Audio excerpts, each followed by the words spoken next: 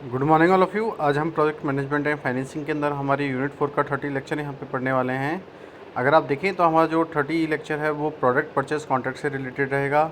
आज हम इस टॉपिक के अंदर कॉन्ट्रैक्ट एडमिनिस्ट्रेशन क्या होता है, प्रोजेक्ट मैनेजमेंट प्रोसेस के लिए हमें क्या क्या चीज़ें अप्लाइड करनी होती है अपने कॉन्ट्रैक्ट एडमिनिस्ट्रेशन के लिए, क्या क्या हमारे इनपुट्स होते हैं कॉन्ट्रैक्ट एडमिनिस्ट्रेशन के। उसके बाद हम लोग पढ़ेंगे क्या क्या टूल्स और टेक्निक्स होती हैं कॉन्ट्रैक्ट एडमिनिस्ट्रेशन की। देन क्या आउटपुट्स हैं हमारे कॉन्ट्रैक्ट एडमिनिस्ट्रेशन के। और इसके बाद अगर आप देखें तो लास्ट में हम लोग प्रोजेक्ट के कॉन्ट्रैक्ट क्लोज आउट के बारे में पढ़ेंगे। कॉन्ट्रैक्ट क्लोज आउट क्या होता है, क्या इनपुट्स होते हैं हमारे, क्या टूल्स और टेक्निक्स होती हैं, क्या आउटपुट्स होते हैं हमारे। तो आज का जो टॉपिक है हमारा और हमारे जो आउटपुट्स हैं कॉन्ट्रैक्ट क्लोज आउट के, उसके बाद हमारा ये जो टॉपिक है यहाँ पे कंप्लीट हो जाएगा। तो आज के टॉपिक को स्टार्ट करने से पहले मैं आप लोगों को बता देता हूँ कि हमारे कॉन्ट्रैक्ट एडमिनिस्ट्रेशन क्या होते हैं। उसके बाद हम लोग उसके रिगार्डिंग जो चीज़ें हैं वो आगे टॉपिक्स में कवर करेंगे। तो सबसे पहले हम समझ रहे हैं यहाँ पे कॉन्ट्रैक्ट एडमिनिस्ट्रेशन क्या है। अगर हम देखें तो जो कॉन्ट्रैक्ट एडमिनिस्ट्रेशन है वो एक तरीके का प्रोसेस है जहाँ पे हम सेलर्स को इंश्योर करें कि उनकी परफॉर्मेंस को हम मीट करेंगे हमारे कॉन्ट्रेक्चुअल रिक्वायरमेंट से। अगर हम देखते हैं तो जो लार्जर प्रोजेक्ट्स होते हैं जहाँ पे हमें मल्टीपल प्रोडक्ट और सर्विसेज प्रोवाइडर्स की रिक्वायरमेंट होती है, तो इसकी एस्पेक्ट में हमें कॉन्ट्रैक्ट एडमिनिस्ट्रेशन से हमारी इंटरफेसेस को मैनेज करना होता है जो कि हमारे वेरियस प्रोवाइडर्स के बीच में होते हैं। अगर हम देखें तो जो लीगल नेचर है हमारा वो एक तरीके का कॉन्ट्रेक्चुअल रिलेशनशिप है जो कि एक इम्पेरेटिव तरीके से हमारे प्रोजेक्ट टीम को एक्यूरेटली अवेयर कर रहा है उन लीगल इम्प्लीकेशन से, जिससे कि हम अब एक एक्शंस को ले सकें जो कि हमारे कॉन्ट्रैक्ट के एडमिनिस्ट्रेशन से रिलेटेड होंगे। तो कॉन्ट्रैक्ट एडमिनिस्ट्रेशन में हम इंक्लूड कर रहे हैं उन एप्लीकेशंस को जो कि हमारे प्रोजेक्ट मैनेजमेंट प्रोसेस के लिए अप्रोप्रिएट हैं, और वो हम जो भी एप्लीकेशन को देख रहे हैं वो हमारे कॉन्ट्रैक्चुअल रिलेशनशिप्स है। हम अपने आउटपुट्स को इंटीग्रेट कर रहे हैं इस प्रोसेस के अंदर जहाँ पे हम अपने प्रोजेक्ट के ओवरऑल मैनेजमेंट को देख सकते हैं। साथ साथ आप देखेंगे कि यहाँ पे जो इंटीग्रेशन कोऑर्डिनेशन किया जा रहा है वो तब अकर हो रहा है जब हम मल्टीपल लेवल्स के अंदर मल्टीपल सेलर्स और मल्टीपल प्रोडक्ट्स के अंदर इन्वॉल्व हैं। उसके बाद आप देखते हैं यहाँ पे कि जो प्रोजेक्ट मैनेजमेंट प्रोसेस है वो कहाँ पे अप्लाइड होते हैं। तो सबसे पहला जो पॉइंट है that is project plan execution to authorise the contractor work at the appropriate time. कि प्रोजेक्ट प्लान जो है उसको हमें एग्जीक्यूट करना होता है जब हम कॉन्ट्रैक्ट के वर्क को ऑथराइज़ करते हैं एक अप्रोप्रिएट टाइम के अंदर। नेक्स्ट पॉइंट क्या है कि जब भी हम किसी परफॉर्मेंस रिपोर्टिंग को करते हैं जो कि एक कॉन्ट्रैक्टर की कॉस्ट को मॉनिटर करने के लिए होता है, क्या शेड्यूल होता है, क्या टेक्निकल परफॉर्मेंस होती है, तो जो क्वालिटी कंट्रोल है इसके इंस्पेक्ट में हम वेरीफाई करते हैं हमारे कॉन्ट्रैक्टर्स के प्रोडक्ट की एडुकेसी को। उसके बाद लास्ट पॉइंट क्या है हमारा कि जब हम किसी चेंज कंट्रोल को इंश्योर करते हैं, जब हमें अपने चेंजेस को प्रॉपर्ली अप्रूव करना होता है, तो हम सब देखते हैं कि हमारे किन किन चीज़ों की नीड है जिसको हमें चेंज करना है हमारे अवेयर के अकॉर्डिंग। तो आप देख सकते हैं कि जो कॉन्ट्रैक्ट एडमिनिस्ट्रेशन है उसमें हमारे फाइनेंशियल मैनेजमेंट कंपोनेंट भी हैं। तो हम देखते हैं कि जब हम किसी पेमेंट टर्म को डिफ़ाइन करते हैं तो इस कॉन्ट्रैक्ट के अंदर हम उन चीज़ों को भी इन्वॉल्व कर रहे हैं, उन स्पेसिफिक लिंकेज को भी रख रहे हैं जो कि हमारे प्रोग्रेस के और हमारे कंपनसेशन पेड के बेसिस पे है। अगर आप देख सकते हैं तो हमारा जो नेक्स्ट टॉपिक है that is input of contract administration. अगर हम इनपुट की बात करें तो फर्स्ट पॉइंट है दैट इज़ कॉन्ट्रैक्ट। यस, हम लोगों ने अभी तक बात यही की थी कि हमारे जो कॉन्ट्रैक्ट एडमिनिस्ट्रेशन होते हैं उसमें अगर हम देखें तो हम एक लीगल रिलेशनशिप बनाते हैं।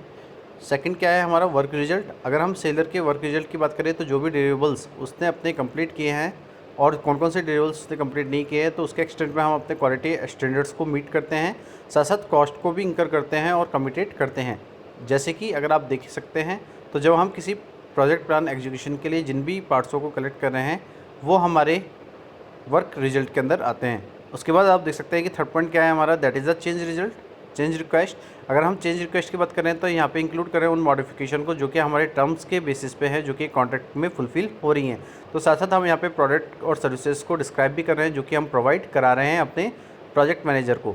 तो जो सेलर है वो उस वर्क को अनसेटिस्फैक्ट्री करता है जब वो डिसीजन लेता है कि मुझे अपने कॉन्ट्रैक्ट को टर्मिनेट करना है और अपने चीज़ों को चेंज रिक्वेस्ट से हैंडल करना है।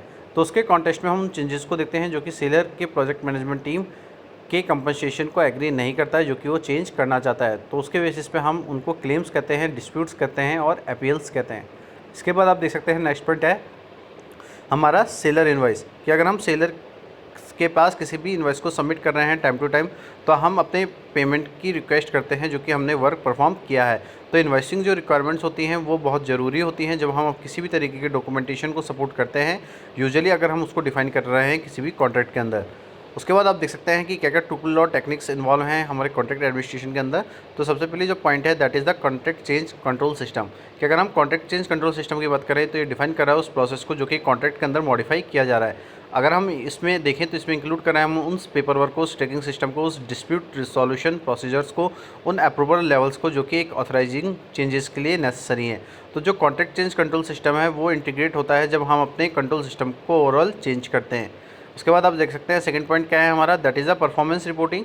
अगर हम परफॉर्मेंस रिपोर्टिंग की बात करें तो हर एक मैनेजमेंट के लिए ये प्रोवाइड होना चाहिए जो कि इन्फॉर्मेशन को बताए कि किस तरीके से हम अपने सेलर्स के कॉन्टेक्चुअल ऑब्जेक्टिव्स को अचीव करेंगे। तो जो कॉन्ट्रैक्ट परफॉर्मेंस रिपोर्टिंग है उसको हम इंटीग्रेट करते हैं हमारे ओवरऑल प्रोजेक्ट परफॉर्मेंस रिपोर्टिंग के अंदर।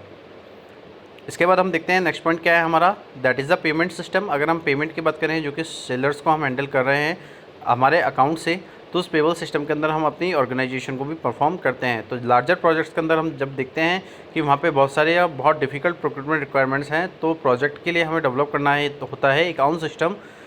इस केस के अंदर जो भी सिस्टम हम इंक्लूड कर रहे हैं उसमें हम अप्रोप्रिएट रिव्यूज़ और अप्रूवल्स देते हैं किसी भी प्रोजेक्ट मैनेजमेंट टीम के द्वारा।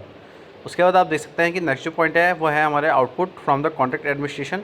सबसे पहला पॉइंट है दैट इज़ द कॉरेस्पॉन्डेंस।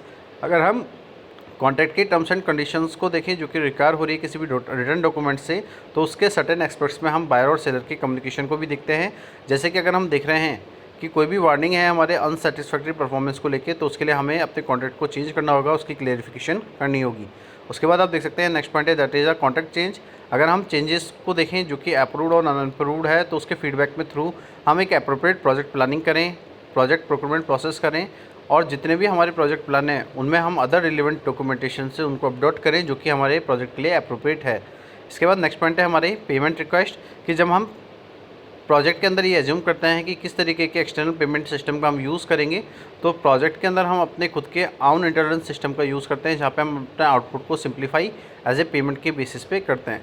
इसके बाद आप देख सकते हैं नेक्स्ट टॉपिक है हमारा कॉन्ट्रैक्ट क्लोज आउट। अगर हम कॉन्ट्रैक्ट क्लोज आउट को देखें तो ये सिमिलर है हमारे एडमिनिस्ट्रेटिव क्लोजर से, जिसमें हम इन्वॉल्व कर रहे हैं उन प्रोडक्ट वेरिफिकेशन को, जहाँ पे हम उन कामों को बता रहे हैं जो कि हमारे कंप्लीटेड हो गए हैं करेक्टली और सेटिस्फैक्टरली, और हमारे जितने भी एडमिनिस्ट्रेटिव क्लोज आउट है जहाँ पे हम अपने रिकॉर्ड्स को अपडेट कर रहे हैं जो कि रिफ्लेक्ट कर रहा है उस फाइनल रिजल्ट को, जहाँ पे हम अपनी इंफॉर्मेशन को फ्यूचर यूज़ के लिए अचीव करना चाहते हैं। तो जो कॉन्ट्रैक्ट टर्म्स एंड कंडीशन है उसको प्रिस्क्राइब किया जाता है स्पेसिफिक प्रोसीजर से, जिसको हम कॉन्ट्रैक्ट क्लोज आउट कहते हैं। अगर हम अर्ली टर्मिनेशन कर रहे हैं किसी भी कॉन्ट्रैक्ट का, तो सबसे पहला अगर हम देखें तो इस टॉपिक के अंदर जो इनपुट्स होते हैं हमारे कॉन्ट्रैक्ट क्लोज आउट के, वो होता है हमारा कॉन्ट्रैक्ट डॉक्यूमेंटेशन। अगर हम कॉन्ट्रैक्ट डॉक्यूमेंटेशन को बात कर रहे हैं तो इसके अंदर इंक्लूड कर रहे हैं उन लिमिटेड चीज़ों को नहीं जो कि एक कॉन्ट्रैक्ट के अंदर इटसेल्फ है, हम सपोर्ट कर रहे हैं उन शेड्यूल्स को, उन रिक्वेस्टेड को, उन अप्रूव्ड कॉन्ट्रैक्ट को जिनको हमने चेंज किया है। तो जो सेलर है वो डेवलप करता है उन टेक्निकल डॉक्यूमेंटेशन को, जहाँ पे सेलर अपनी परफॉर्मेंस रिपोर्ट, फाइनेंशियल डॉक्यूमेंट्स जैसे कि इन्वॉइसेज और पेमेंट रिकॉर्ड्स को रखता है, जिसके रिजल्ट में अपने वो कॉन्ट्रैक्ट रिलेटेड इंस्पेक्शंस को परफॉर्म करता है, जिससे कि वो उसकी परफॉर्मेंस को देख सके। उसके बाद आप देख सकते हैं कि इस टॉपिक के अंदर हमारा नेक्स्ट पॉइंट है that is the tool and techniques of contract close out. कि अगर हम देखें तो इसके अंदर हमारा जो पॉइंट है that is the procurement audit. कि अगर हम प्रोक्योरमेंट ऑडिट की बात करें तो एक स्ट्रक्चर रिव्यू है जहाँ पे हम अपने प्रोक्योरमेंट प्रोसेस को देख रहे हैं जो कि एक प्रोक्योरमेंट प्लानिंग से हो रही है, जो कि कॉन्ट्रैक्ट एडमिनिस्ट्रेशन के थ्रू की जा रही है। तो आप देख सकते हैं कि जो ऑब्जेक्टिव है हमारे प्रोक्योरमेंट ऑडिट का, वहाँ पे हम आइडेंटिफाई कर रहे हैं उन सक्सेसेस का, उन फेलियर्स का जो कि हमारे वारंट को ट्रांसफ़र कर रही है जब हम अदर प्रोक्योरमेंट आइटम्स को अपने प्रोजेक्ट के लिए ले रहे हैं, और साथ साथ जितने भी हमारे अदर प्रोजेक्ट हैं वो भी हमारी परफॉर्मिंग ऑर्गेनाइजेशन में होते हैं। इसके बाद आप देख सकते हैं कि नेक्स्ट जो पॉइंट है हमारा वो है outputs from the contract close out. अगर हम आउटपुट्स की बात करें कॉन्ट्रैक्ट क्लोज आउट की, तो सबसे पहला पॉइंट है हमारा कॉन्ट्रैक्ट फाइल। कि अगर हम कंप्लीट सेट को देखें जहाँ पे हम इंडेक्स कर रहे हैं उन रिकॉर्ड्स को जो कि हमें प्रिपेयर किए जा रहे हैं, तो उसके इंक्लूजन में हम उसको एक फाइनल रिकॉर्ड से देखते हैं जो कि एक प्रोजेक्ट की होती है, जहाँ पे हम डिटेल डिस्कशन करते हैं हमारे एडमिनिस्ट्रेटिव क्लोजर से। उसके बाद नेक्स्ट पॉइंट है हमारा that is the formal acceptance and closure. तो जो भी पर्सन और ऑर्गेनाइजेशन रेस्पॉन्सिबल है अपने कॉन्ट्रैक्ट एडमिनिस्ट्रेशन को लेके, तो वो प्रोवाइड करती है सेलर को एक फॉर्मल रिटर्न नोटिस जो कि कॉन्ट्रैक्ट के कंप्लीट होने के बाद दिया जाता है। तो जो रिक्वायरमेंट्स है हमारे फॉर्मल एक्सेप्टेंस की, वहाँ पे हम अपने क्लोजर को डिफ़ाइन करते हैं उस कॉन्ट्रैक्ट की टूल और टेक्निक्स के अंदर। तो हमारा जो टॉपिक था वो यहाँ पे कंप्लीट होता है। आज के लिए इतना ही। Thank you so much and have a nice day.